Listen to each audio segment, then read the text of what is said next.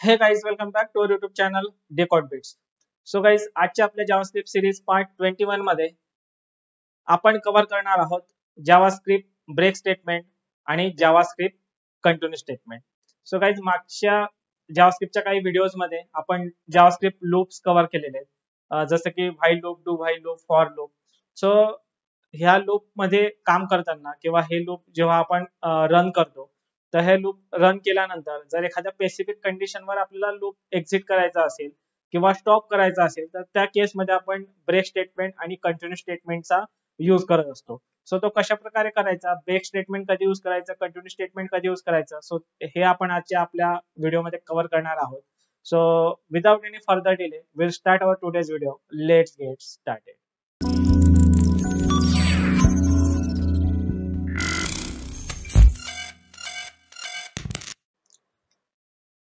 So what is break statement, or where to use a break statement and when to use a break statement? तर break statement कशा प्रकारे use करायचं, कधी use करायचं आणि कुठे यूज करायचं ते आपण बघूयात.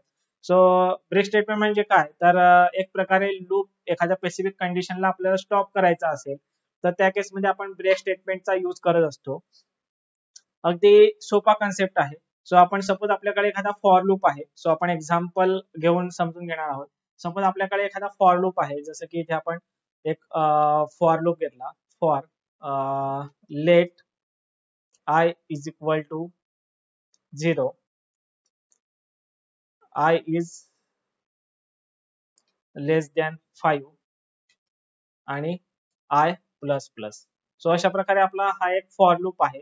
याला मला प्रिंट करायचं आहे. तर प्रिंट करण्यासाठी मी काय करेल, कन्सोल डॉट लॉग मध्ये आय ला प्रिंट करेल. याला सेव्ह करूयात आणि कन्सोलवर जर तुम्ही बघितलं तर आपल्याला इथे 0 to 4 हे जे काही नंबर्स आहेत ते नंबर या ठिकाणी प्रिंट झालेले मिळतील. सो फॉर लूप कशा प्रकारे वर्क करतो किंवा कशा प्रकारे आपण फॉर लूप लिहित असतो, फॉर लूपचे टाइप्स कोणकोणते आहेत. सो फॉर लूप बेसिकली कसा वर्क होतो किंवा फॉर लूप मध्ये हे आपण जे इनिशियलायझेशन केलाय किंवा डिक्लेरेशन केलाय, त्यानंतर कंपॅरिझन केलाय, त्यानंतर आपण त्याला इन्क्रिमेंट केलाय, तर हे कशा प्रकारे काम करतं हे आपण मागच्या व्हिडिओमध्ये कव्हर केलेलं आहे. सो इथे आपल्याला फॉर लूप कव्हर करायचा नाही, जस्ट आपल्याला ब्रेक आणि कंटिन्यू स्टेटमेंट बघायचं आहे. सो इथे आपण एक फॉर लूप घेतलेला आहे. सो फॉर लूप मध्ये या ठिकाणी मी आय प्रिंट केलेला आहे. तर इथे आय ची व्हॅल्यू फर्स्ट 0 झाली, त्यानंतर आय ला इथे आपण कम्पेअर केलं, आय इज लेस दॅन 5. तर आय ची व्हॅल्यू इथे 0 होती, लेस दॅन 5. तर ऑब्व्हियसली इथे 0 हा 5 पेक्षा लेस आहे किंवा छोटा आहे, म्हणून इथे 0 प्रिंट झालेला आहे आणि नंतर जसा इन्क्रिमेंट झाला. अशा प्रकारे फॉर लूप वर्क करत असतो.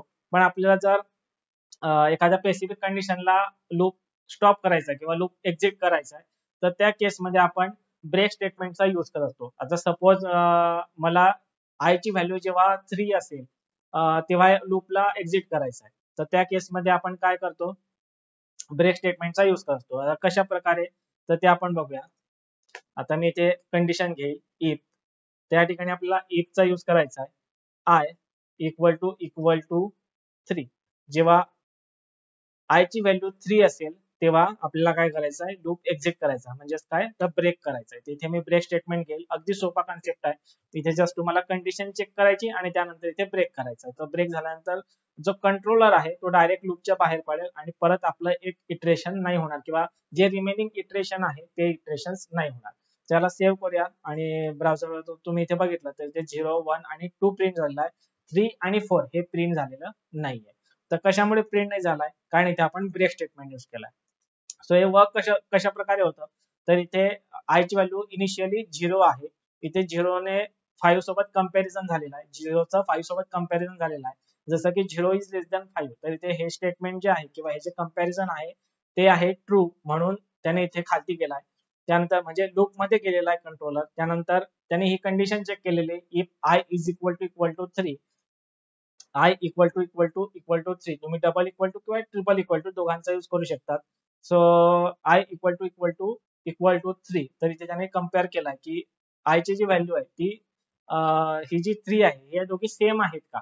तर इथे त्याला 0, आय ची व्हॅल्यू 0 आहे आणि इथे 3 आहे, तर ह्या दोन्ही सेम नाही, म्हणून मध्ये गेलेला नाही, त्याने स्टेटमेंट ब्रेक केलेला नाही आहे आणि डायरेक्ट इथे तो आय प्रिंट झालेला आहे. अशा प्रकारे हा लूप फिरत राहिला आणि जेव्हा ह्या आय ची व्हॅल्यू 3 झाली म्हणजे इथे 0 होती, नंतर तो 0 इथे प्रिंट झाल्यानंतर त्याने 0ची व्हॅल्यू इन्क्रीमेंट केली, 1 झाली आणि अगेन ती 1 प्रिंट केली.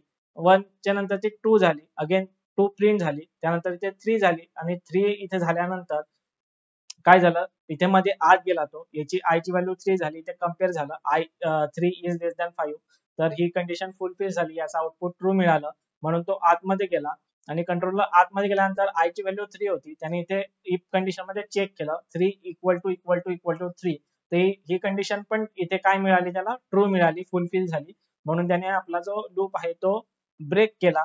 इथे ब्रेक स्टेटमेंट रन झालं, लूप ब्रेक झाला आणि कंट्रोलर फॉर लूपच्या बाहेर पडला, म्हणून नेक्स्ट जे इटरेशन होतं 3 आणि 4, तो इथे ब्रेक झाल्यामुळे 3 पण इथे प्रिंट झालेला नाहीये, म्हणून इथे 3 आणि 4 हे प्रिंट झालेले नाही. सो त्याचा जर तुम्ही फ्लो चार्ट बघितला तर अशा प्रकारे फ्लो चार्ट आहे. आपला जो कोड आहे तो इथे स्टार्ट झालाय, सर्वात आधी इनिशियलायझेशन झालं, इनिशियलायझर झाला, हा जो आय व्हेरिएबल आहे तो इनिशियलाइज झाला, त्यानंतर इथे कंडिशन चेक झाली, कंडिशन चेक झाल्यानंतर जर कंडिशन फॉल्स असेल तर ऑब्विसली हा फॉर लूप काय होईल, टर्मिनेट होईल, एंड होईल. जर कंडिशन ट्रू झाली तर तो आतमध्ये जाईल, स्टेटमेंट प्रिंट करेल किंवा जे काही स्टेटमेंट आपण घेतलेले या ठिकाणी कन्सोल वगैरे ते प्रिंट होतील. ते त्यानंतर जर ही कंडिशन फुलफिल झाली तरच ब्रेक होईल आणि ब्रेक झाला तर तो डायरेक्ट एंड होईल. जर कंडिशन फुलफिल नाही झाली तर अगेन स्टेटमेंट प्रिंट होतील आणि हे इटरेटर आहे ते कंटिन्युअसली फिरत राहील. सो अशा प्रकारे ब्रेक स्टेटमेंट जे आहे ते वर्क करत असतं. अगदी सोपा कन्सेप्ट आहे. सर आपण या ठिकाणी फॉर लूप बघितला, सेम कन्सेप्ट व्हाईल लूप सोबत पण आहे. आपण आता एक व्हाईल लूपचा एक्झाम्पल बघणार आहोत. सो एक व्हेरिएबल आपण या ठिकाणी आधी डिक्लेअर करूयात, let i is equal to 0.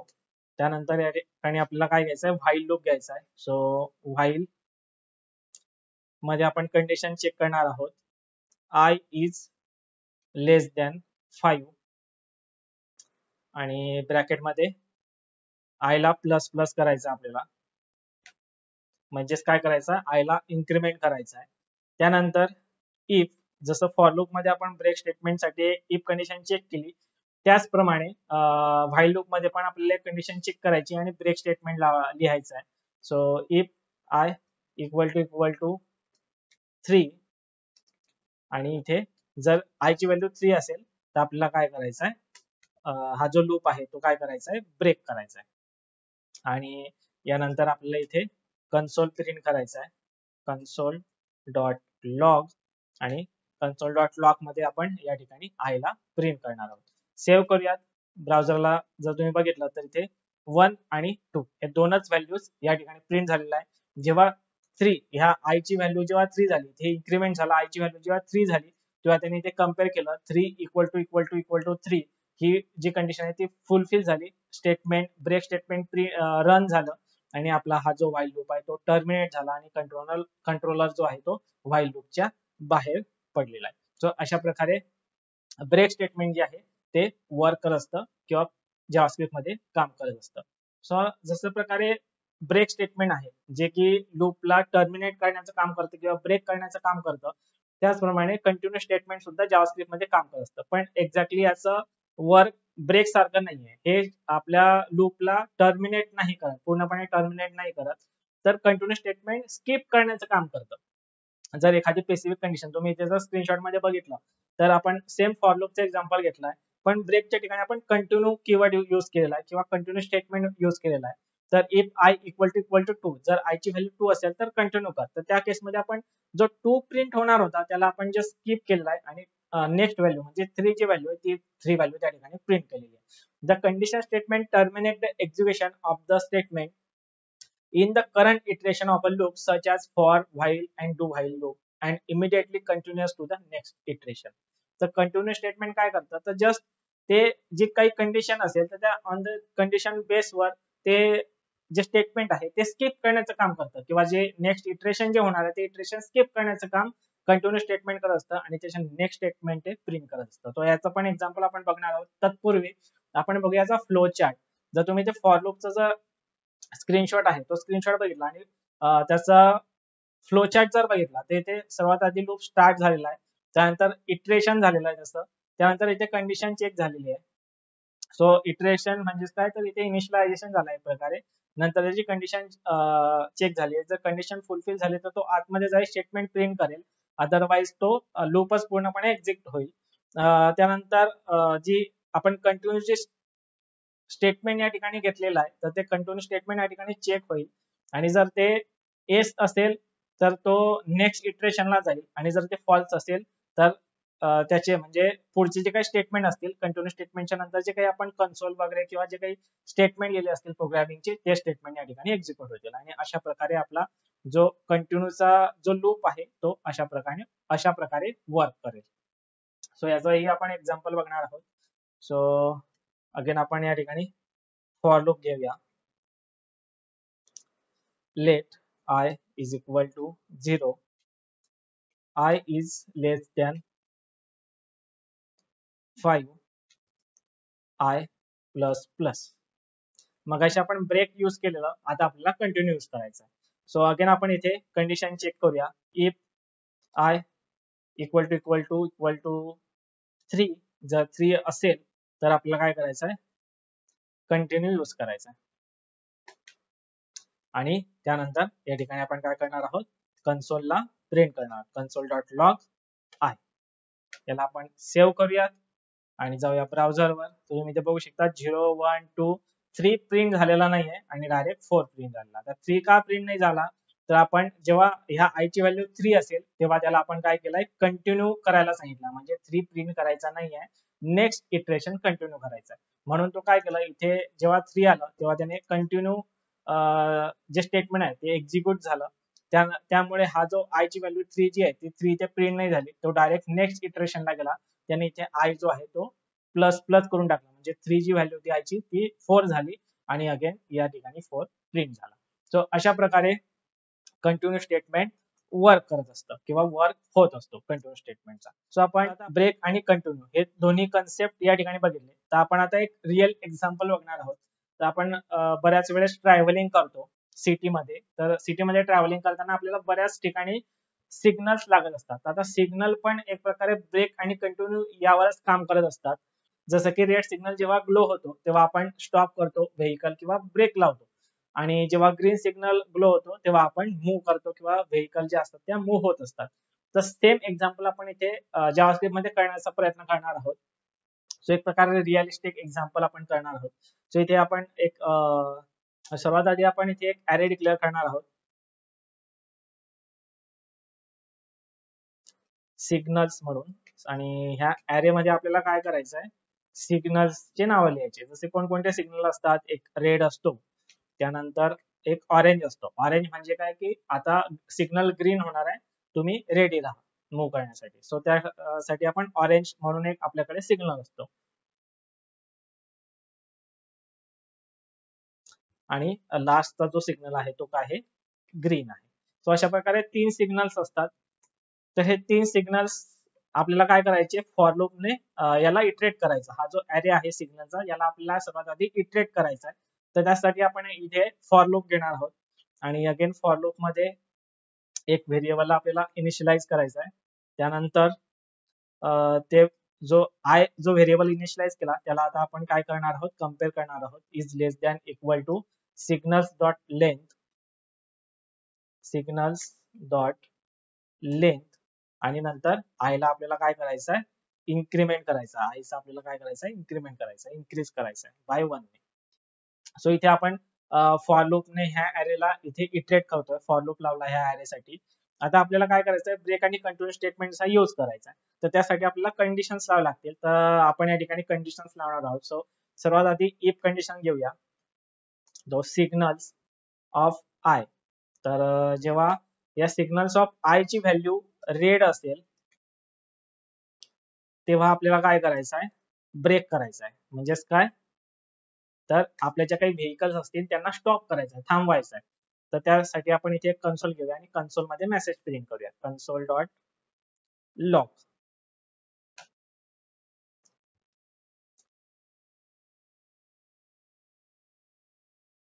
It's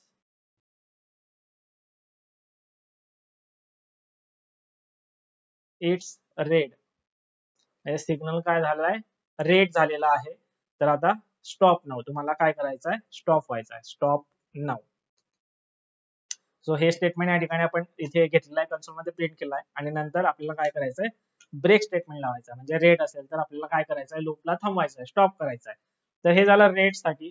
again आपल्याला काय करायचं आहे, ऑरेंज साठी करायचं आहे. सो इथे आपण ऑरेंज घेऊया, सेम ब्लॉक ऑफ कोड आपण इथे कॉपी केला आणि पेस्ट केला. सो सिग्नल ऑफ आय ची व्हॅल्यू जेव्हा ऑरेंज होईल तेव्हा इथे आपल्याला अगेन त्याचं नेम चेंज करायचं आहे, इट्स ऑरेंज.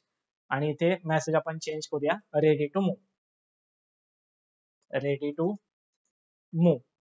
आणि अगेन ह्या ऑरेंजच्या केसमध्ये पण आपलं जे स्टेटमेंट असणार आहे ते ब्रेकच असणार आहे, कारण ऑरेंज जेव्हा ग्लो होतो तेव्हा व्हेकल मूव्ह होत नाही, जस्ट रेडी टू मूव्ह साठी तयार असतात, म्हणजे मूव्ह होण्यासाठी तयार असतात. त्यानंतर लास्ट आपलं जे स्टेटमेंट असणार आहे ते ग्रीन साठी असणार आहे.